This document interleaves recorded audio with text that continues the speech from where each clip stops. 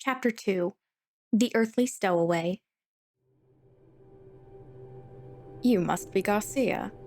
Alana, you Garcia. Mino began the conversation as she held her wallet. In front of her was the prisoner. Her hair was tied up in a bun and sat comfortably in the brig's bed.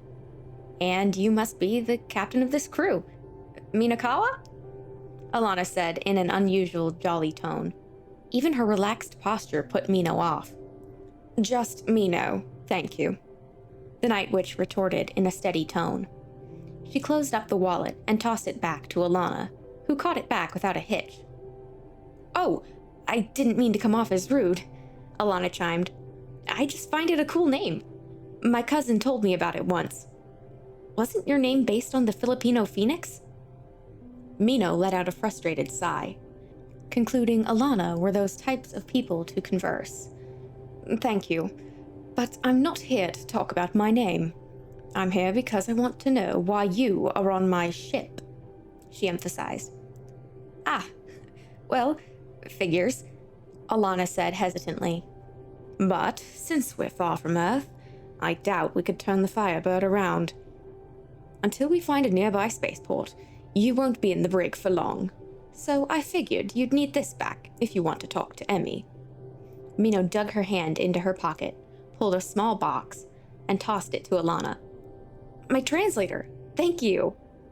Alana opened it to find her earplugs, sat snugly in the grooves of the case. She took them out and put them in her ears. I skipped Mandarin in high school, and now I have to rely on these dinky things. I blame that on my goth phase. Miss Garcia, I don't want to come off rude, but I am not interested in small talk. That includes whatever you call this goth phase. That kept Alana silent. Her gaze didn't go unnoticed. Another sigh escaped Mino. She began to pace back and forth. I want answers. Answers that explain how you managed to sneak onto my ship. Understood? Alana was taken aback and slowly replied. Okay. The young woman's expression tightened. A flicker of offense was apparent. The Night Witch cleared her throat and began. 1. Her sudden response had Alana jump. How did you get on my ship? We were stationed at the most secure base in the Bermuda Triangle, and you lived in Colorado. Quite a trip you must have taken. And 2. Why are you here? Is there something you want? Alana bit her lip, which mirrored a child caught red-handedly for stealing a cookie. I just wandered in by accident, she hesitatingly answered. I couldn't find the exit, so I hid in a box. Getting caught would be embarrassing. Mino could only groan in disbelief. Of course, it would be embarrassing. So it would stand to reason why you would let yourself be carted into my ship with your loads of pink packages labeled with your name on it. Alana avoided eye contact and pouted. She hesitated, trying to find the right words before eventually mumbling, Yeah, you got me there. Spill it, Mino said, annoyed that her life felt like it was evaporating as each second had gone by. Would it be fine if I just said I don't have any ulterior motive? Like, I was just curious, okay? Alana sheepishly said. Her quivering smile told a different story. It was painfully apparent that Mino wasn't being fed a lie, but offered a poor, half-baked one. Curious, as in? The Night Witch mockingly asked. I was just curious, that's all. She cracked a nervous smile. Mino chuckled. Not even an elaboration. The witch leaned closer to the prisoner, now face to face with her. Her long nose was close to touching Alana's cheek. Unfortunately, I'm not some fool to be tricked by your awful excuses. Well, I figured that as much. Alana chuckled nervously, but received a stern glare in return. A small sliver of irritation was felt, and Mino gritted her beautiful white teeth, as if intending to crack them in spite. As much as I'd want to watch you stumble around my questions, poorly, in fact, I think it's time to get more serious. The Night Witch was cut off when the Firebird rocked back and forth. What was that? Asked Alana. Her voice quivered. Nothing important. Mino brushed off the concern, her focus primed at the young woman. Don't change the subject. I still have a stern chat about your predicament. She was interrupted again, and the Firebird quaked. Mino couldn't keep her balance and kissed the metal deck. It happened again! Alana gripped onto the bed, the tremor rocking her back and forth. Is your ship doing that? If it was, it would have imploded by now. Mino got up from the floor. We're under attack. Then by Mother Nature, Alana called, pointing at the brig's circular window. Mino dashed to the porthole, and with both of her fake eyes, she found an army of asteroids, a common sight that wouldn't cause any alarm, until she realized those bodies of celestial debris were chasing them down. Oh, crumbs, she muttered. The Firebird shuddered from another impact. Lights flickered, and the alarm sounded once again. Mino scuttered out of the holding cell and ran into the control room, reuniting with Emmy, who was busy piloting the ship. The large front window gave a better view of the asteroids that flew past them. Her bodyguard saw her and immediately got off the seat to let Mino take over the reins. Had to explain what's on. Mino snapped and maneuvered the Firebird away from fleeting asteroids. Why did the Firebird fly in an asteroid belt? You tell me. I wasn't the one who wanted to use this piece of crap. Emmy fired back. Worse, our radar isn't doing jack shit. Have you tried hitting it? Mino rhetorically asked, desperation clear in her voice. Several times. Emmy bashed her fist against the radar. Mino winced at the excruciating abuse. All amounted to the same static on the screen. We're flying blind. Mino examined the radar. The visage of static made it impossible to get a good reading. She concluded there must be an outside influence affecting it. I can jump into my spacesuit and smack those rocks away, Emmy blurted. Don't be an idiot. You'll fly off the ship, Mino shouted back.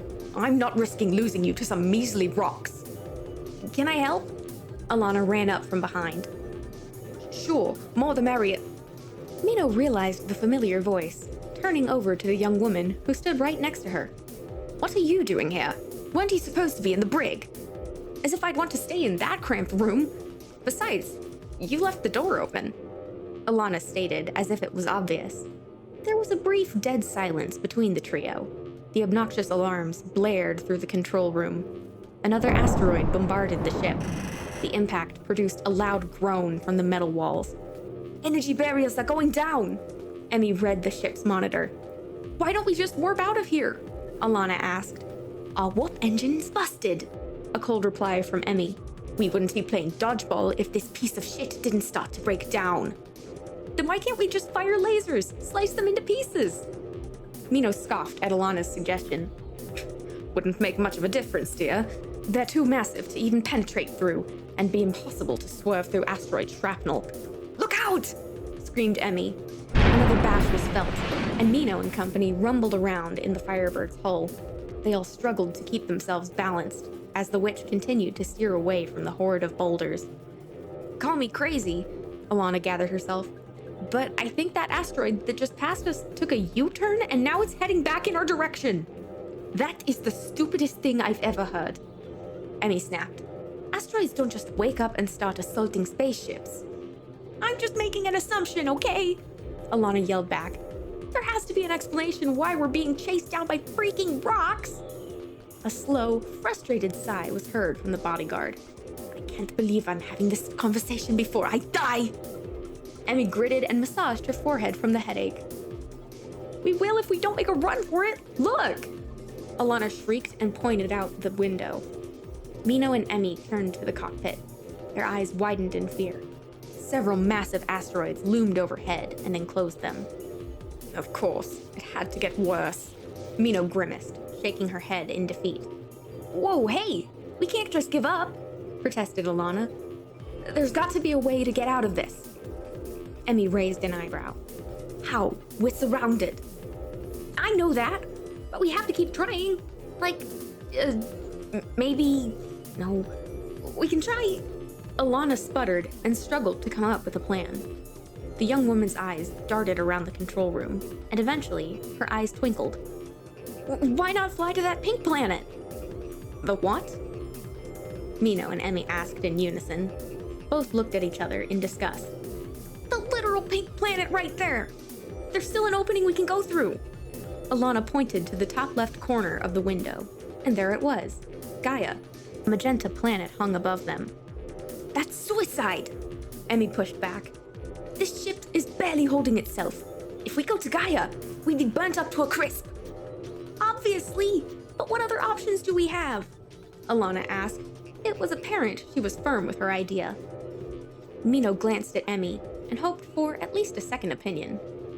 Emmy didn't reply. She stayed silent and raised her eyebrows. Mino gave an expression back, raising both her eyebrows as she eyed Alana. Emmy shrugged. Not the answer she wanted. Are you two playing charades? Alana screamed. Mino scoffed. No, we were...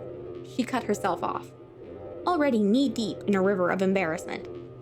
The monitors showed the Firebird's damage had worsened. Sparks blew from the ceilings as the room continued to quake. This forced her to make the final decision. Right. Miss Garcia.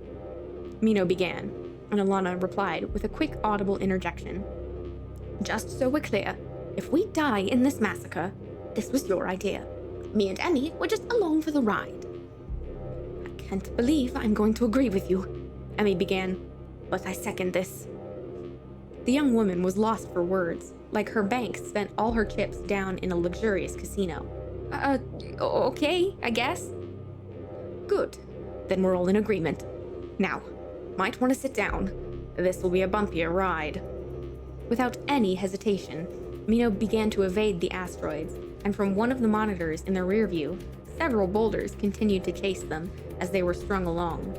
They drew closer and closer to Gaia, and the inanimate assailants continued their efforts. Energy barriers are down, Emmy yelled, her voice tense. One more hit and we're done for.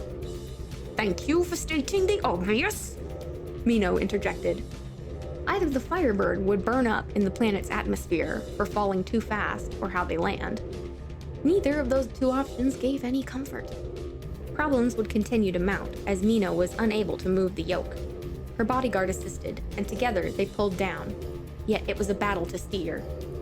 The Firebird spun like a twister, out of control in the air due to the ship being hit in the tail. Alana shrieked as she held on to the bottom of the chair for her dear life, who had the misfortune of sitting on the chair that had the torn seatbelts. The starship remained stubborn, even with the help of Emmy's strength. It was clear they needed further aid before they smashed headfirst into Gaia. Mino's emerald eyes glowed again as she summoned her abyssal servant. Limbs sprouted from dark areas of the room and elongated to the controls. With the help of her shadowy hands, they reached over the ship's yoke. Pull harder, Mino gritted as she used every ounce of her strength, but not too hard. What the hell does that mean? Emmy barked back at the stupid contradiction. I don't want you ripping off its steering wheel. Oh, for God's sake, how about I tear it off so you'd finally replace this bucket of bolts? I don't care what you two do, Alana screamed from behind. Just land this damn ship! That's what we're trying to do! The two shouted in unison again.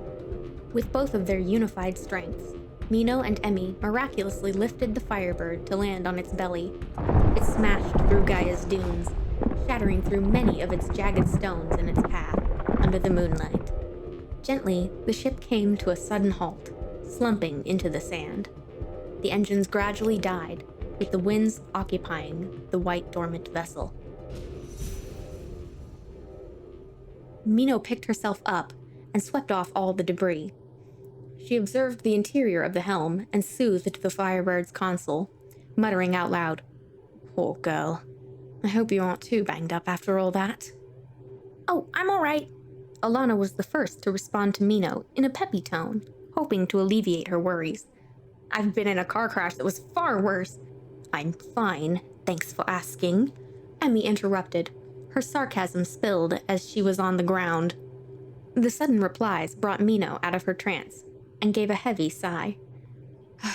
Please, Emmy, I expected you to be fine, she addressed her tag-alongs. Emmy narrowed her eyes at the Night Witch. Right. And our hitchrider too? Alana, for a moment, gave an adorable small wave in return. Honestly, I expected her to be out cold, Mino said. Hey! Alana shouted. Mino simply hand-waved away the outburst. Calm down, Mrs. Garcia. I just assumed you'd at least be out of it. Still, pouted the young woman. Just be glad you're alive. Emmy interrupted once more, not wanting the feud to fester. Alana scoffed and moved to the window, scanning for potential threats from above. Well, at least, we're in the clear? Perfect. That'll give you some time to recover. Prisoner or not, I'd rather not have another hindrance to add to our problems. Right, Alana uttered solemnly. We're still doing that? My ship, my rules. A dumb rule. We're still alive because of her, Emmy shot back. And saved herself? And do mind that attitude of yours, young lady, Mino said. A low growl came from Emmy and gave the Night Witch a brief pause. Swiftly, she regained her footing. Escort her to the medical room. Once done, head outside and keep an eye out. I don't want more surprises today. With a heavy sigh, Emmy looked over to Alana. Come on, you. We don't have all day, she said, and stormed out of the bridge. Alana just looked at Mino, a sour expression on the young lady. I get why you're cross with me, but can you be a little nicer to her? She said, and quietly followed Emmy out of the room. The Night Witch brushed off the comment. That young woman didn't have the faintest clue who Emmy was. Not of her history, her pedigree, her actions that led to her deep sleep. Compared to her people, Mino was nice enough to have Emmy still walk. Yet, part of her couldn't help but agree with Alana.